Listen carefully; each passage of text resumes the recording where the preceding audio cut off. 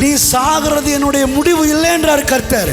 எந்த விதத்திலையும் எனக்கு உலகத்தில் மக்கள் என்ன ஒரு முடிவு எடுத்துடுறாங்கன்னா, அவங்களுக்கு வர்ற பிரச்சனை, போராட்டங்கள், எதிர்மறையான காரியங்கள், எழுந்திருக்க முடியாத சில சூழ்நிலைகளை கண்டு ஒரே ஒரு முடிவு எடுத்துடுறாங்க, இதுக்கு தீர்வு மரணம் தான் என்று சொல்லி. ஆனால் நான் சொல்கிறேன், சாகிறது முடிவு அல்ல. கர்த்தர் அந்த இடத்துல இருந்து தூக்கி எடுத்து எந்த காரியத்துக்காக நீங்கள் சாகணும்னு நினச்சிங்களோ அந்த காரியத்தை உங்களுக்கு ஜெயமாய் மாற்றி உங்களை பிழைக்க வைக்க வேண்டும் என்பதே தேவனுடைய விருப்பமாக இருக்கிறது.